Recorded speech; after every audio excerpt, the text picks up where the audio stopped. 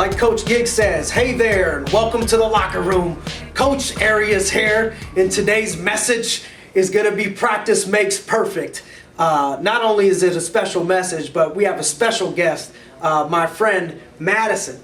And she's in 4th grade, she's 9 years old, and her mother's been a blessing to my business, and she has been such a blessing because she started encouraging me through her mom and saying, I've been watching the locker room and I get excited, I like Coach Giggs and I like watching the locker room. So now that she's a veteran and she's got a year under her belt of watching the locker room, I thought it was only right for her to come in and share some of her tips because she's been dancing for 6 years and twirling for 4 years, and it used to be hard for her in dance and in twirling, and now it's gotten easier for her to where she's mastered a single spin and a double spin. And I've learned that a single spin is when you throw the baton up and you spin around one time, right, and you catch it.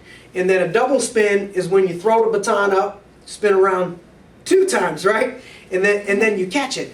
And that's hard on me right now. I'm 30 years old and I tried it one time and I was dizzy. So I can imagine how much practice that has taken to get perfect. So, you know, Madison, tell us a little bit about what it was like when you first started learning how to twirl and catch the baton, and how that's gotten easier for you.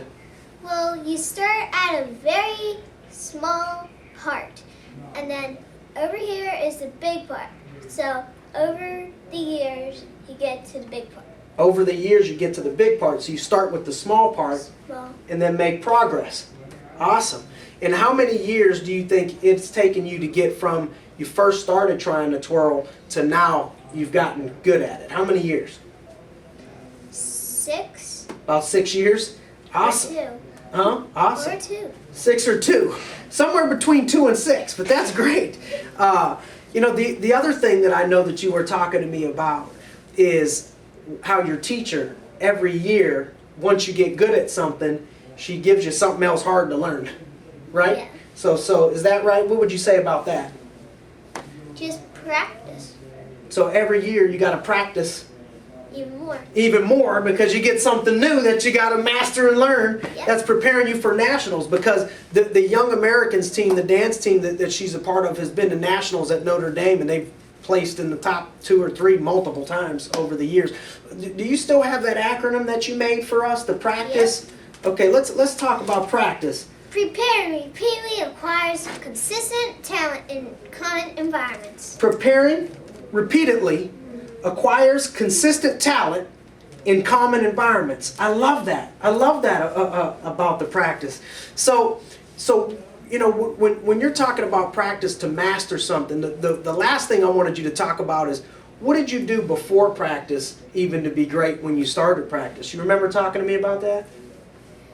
Practice way before. So you were practicing before you went to practice? So even before you went to practice, you were practicing? Yes. That's amazing.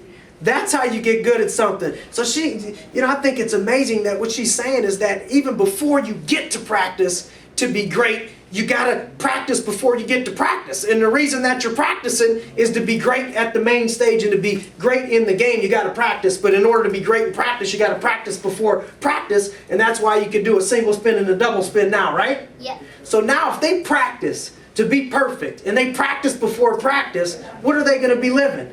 Their very best life. You heard it here first. You'll be living your very best life. Practice makes perfect. See you next week, gang.